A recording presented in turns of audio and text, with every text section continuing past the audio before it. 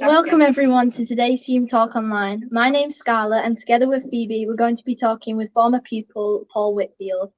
So Paul was here at Hulme Grammar until 1991 and he is now Director General of Woodland Trust. Paul, welcome and thanks so much for joining us this afternoon. No, thanks for inviting me. So Paul, let's go back to 1986 when you first joined Hulme. What is your overriding memory of the school at that time? Yeah, it's an interesting one. I'd spent most of my childhood abroad, actually, in East Africa and the Middle East. And we came back to the UK early in 1986, and I went to the local comprehensive school near Prestwich. And I didn't have a very nice time there. I was quite severely bullied, and it was a huge culture shock for me. So going to Hulme was a little bit of an oasis, to be honest. It was actually a very calm and nice place to go to school, as opposed to where I had just come from. I'm really glad you feel that way, actually. Like from going from that place to then Hulme, I'm glad that it was a lot better for you then. Obviously. Yeah, absolutely, very different. How come you used to live in Africa then? What was that? Was there any reason for that? Was it for your parents' jobs or? Yeah, it was. My dad was a computer engineer back in the days when that involved climbing inside a mainframe computer that was the size of a small house with a spanner. And so we traveled around. We lived in Dubai in the 1970s and the 80s, and then Oman. And then PCs arrived. You know, this magic idea of a computer that could sit on your desk. And so that whole industry pretty much disappeared within a few years. Was replaced by PCs, and so yeah, we ended up coming back to England in the mid 80s. Oh, that's really interesting. I'm aware that you're currently Director General of Woodland Trust. Can you tell us a little bit more about that role and what? Yeah, absolutely. I mean, what Director General effectively, it's a CEO. So I run the organisation. We're a charity, so we've got a board of voluntary trustees. Who I report to. We have quarterly trustee meetings, but on a day-to-day basis, I run the charity.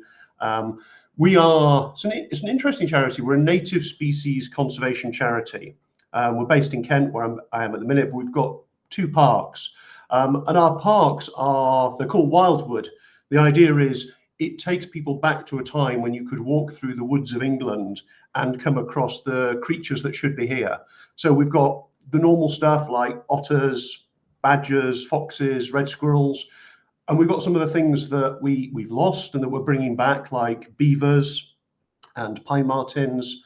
Brain's gone blank, and other species, and then we've got some of the species that are native species that we've lost, like wolves, bears, and lynx, and some of those we're also working on, trying to bring back. Not bears at the minute, but we're starting to talk about lynx. So really, we've got 2 parks where you can come and be immersed in nature and see these animals, but we also have 12 active reintroduction projects where we're breeding animals in our parks for release into the wild. Everything from sort of, dormice and water voles to beavers. The biggest project we've done here in Kent was the first UK bison rewilding project. So we've got a herd of European bison literally out in the woods next to my office, acting out there as ecosystem engineers, working with nature to help nature recover, really. That's a really interesting job, Paul. I'd really like to come and see that at some point.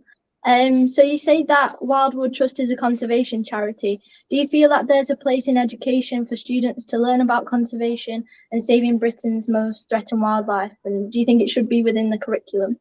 Yeah, I do. I think it's really, really important. I mean, there's a lady called Mary Caldwell, who I know quite well, who's been campaigning for years for a natural history GCSE. And it was, all the work was done. It was about to go sort of live and become part of the curriculum a few years ago. And then we had the change of government and it seems to have just stalled. But I think it's really important that young people learn more about nature. And, we're in a biodiversity and climate crisis at the moment. And the stuff that we're doing and other conservation charities are really important in that fight. So yeah, I think it's essential. We have about 13,000 school kids through our parks every year, and we're really proud of that. Education is a big part of our charitable objectives. So on leaving Hume, you studied zoology at Swansea University. Where did your interest in zoology originate from, like, initially? It came from my childhood, spending time in Africa and the Middle East, and just, wandering around and finding weird creatures. I always had sort of beetles and things and hermit crabs living in my room. So a bit like sort of if you've read any of Gerald Durrell's books, sort of childhood, just really interested in nature. And it was just always a bit of a passion and something I was really interested in. And I just thought that's what I wanted to do at university and study it more, and off I went. So you started off doing zoology and then you took a break and retrained as a lawyer. So what initiated that change from zoology to law then? Yeah, I graduated in 1994. The economy was probably even worse then than it is now. There weren't very many jobs around. And I actually wanted to do a PhD. I thought I wanted to become a researcher, seemed like the obvious route. And so I was applying for research positions. I ended up doing a master's up at Manchester Met. But at the same time, I was also doing a part-time job at Manchester University. And I realized that I hated research and it wasn't what I wanted to do at all. I met a lot of researchers and it just wasn't the career route that I thought it would be, and decided I wanted to do something completely different. And so I just completely changed tack. I dropped out of the master's I was doing and I did a law conversion course, again at Manchester Met. So that's a 1 year, effectively law degree compressed into a year. Which was the hardest work I've ever done in my entire life. It was incredibly difficult, but very interesting, very valuable. And then I requalified, became a solicitor, and started practicing. So looking back on that kind of career path that you've had from changing your university studies to your law career, do you think it's important for sixth formers to know exactly what they want to do after they leave school, or to just follow their passion that they have after leaving school, sort of thing? Yeah, I mean, I actually think the most important thing to do is, if you're going to do a degree, do something that you're interested in. I was fascinated with zoology. I enjoyed studying it, and that made the work actually quite easy. I had friends who were doing degrees that they thought they should do, and they hated them, and they found it very hard to motivate themselves to do the work. Yeah. 3 years focusing on a subject is a lot. So I would always advise people, do something that you're really genuinely interested in. It's really hard at your ages to know exactly what you want to do with your lives. My life has taken a really interesting course, and part of it was doing what I was interested in at the time, and it's worked out very well for me. That's really good advice, Paul, because I feel like some of our sixth formers don't know exactly what they want to do. Yeah. But going on to do what you're passionate about is probably the best thing to go and do. In 2010, you set up your own law firm, Fox Whitfield. Can you tell us more about that and why you decided to leave law and focus solely on Wildwood Trust?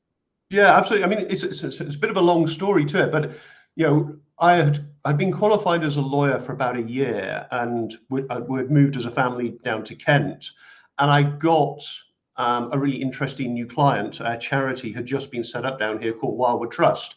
So it was the CEO and the guy who'd founded the trust came to see me to get some legal advice. And I just thought back then, and this is 22 years ago now, that it was a really interesting charity. So I gave them the legal advice, but I came and had a look at the park, and I became a trustee. So I've been involved in Wildwood now for about 23 years, but as a trustee and then chairman of the trustees, and now running it as the director general. But anyway, sort of along that sort of journey, I worked at a number of big law firms and ended up basically setting up my own law firm for a work-life balance. I had about 11 years experience at that point. I had a good set of clients that I could continue to work for. My daughter was, she was trying to think now, she'd have been about 5 or 6. And it was fantastic. I was able to manage my own hours and continue to earn more than I used to earn working at a law firm. Obviously, there was a risk setting my own firm up. If I didn't bring any money in, I didn't earn anything. But every single year that it ran, I earned more than I did working in a law firm. And I was my own boss. I didn't need to work within the constraints of the law firms, and I could pick and choose my clients. So it worked out incredibly well. And then it was about 7 or so years ago, the management within Wildwood, I was the chairman of the trustees then, had sort of collapsed, it imploded, would expanded as a charity really effectively, going from about 10 employees when I'd started to nearly 100 at that point. And the management structure didn't cope and fell apart. I was an employment law specialist, and they were all threatening to sue each other and us. So I stepped down as a trustee and became an executive chairman, just to go in and try and lead and manage the management team through a very difficult time. And after about a year of doing that and running my law firm part-time, the rest of the trustees effectively asked me if I'd permanently run the charity, which I agreed to do. I absolutely love it. So I've come sort of full circle to doing zoology at a very high level now. And yeah, I actually only closed the law firm in April this year. It was just slowly winding down in the background. I had a lawyer up in Manchester who was doing all my day-to-day casework for years, but she was very fortunate. She got elected as an MP in the last election. And so now she didn't have the time to do the casework either. So yeah, we just effectively shut the firm as of April this year. I'm still a solicitor, but I'm no longer authorised by the Law Society to give legal advice. So yeah, it's a long story, but it sort of went round in a sort of a big circle to go back to doing, what my passion always was. And the years of legal training have been incredibly useful in doing what I do now in terms of running the organisation, the legal compliance stuff. I do a lot of public advocacy work, trying to change regulations and the law around reintroductions and rewilding. And so that's been incredibly useful. I've got an event at the House of Commons in January. I had an event at the House of Lords earlier this year talking about potential reintroduction of links. So the legal background and understanding some of that stuff has been massively valuable. Like you said, the full circle, it's crazy to think that you were doing zoology to start off with, and then you did a law degree, and now you've come full circle and now doing what you're doing today. But I'm actually in the process of applying to university to study law at the minute. Okay. So have you got any top tips for me and fellow people trying to apply for a law degree? And what I'd say is, and it's really difficult, try and get any sort of experience that you can of the law in practice, whether that's literally turning up and going to court cases and just watching. It's fascinating to see. Or if you're interested in commercial law, just if you can get a placement. I know they're really difficult to come by, or any contacts at all, but just try and get a bit of experience of seeing what it's really like. Obviously, the TV portrayal of the law is remarkably different to the reality. But you can, most courts are open to the public. You can go to employment tribunals, you can go to criminal trials. If you can get to the High Court, then there are some really interesting cases. And I think it's really worthwhile. And also, when you're applying for jobs in the future, to have a bit of experience and a bit of understanding of the reality is very helpful. While I was doing my legal practice course, I brought a small claims case against a company that had written me off. And that was brilliant to be able to talk about the fact that I actually brought a case and argued a case in court, and really enjoyed it, actually. It was good fun. So that's the advice I give you. Try and get a bit of real life experience at it. I mean, law is fascinating. I really did enjoy it, and it does give you really useful life skills as well. Yeah. Right, thank you so much, Paul. I'd just like to say a huge thanks on behalf of me and Scarlett and all of the students at Hulme for talking to us today. We really appreciate it, and we enjoyed talking to you. Thank you very much. No problem at all. Good luck with your A-levels, all of you. Thank you. Thank you, and thanks to everyone watching today, and we'll see you for another Hulme Talk online very soon. Bye, everyone. Thank you.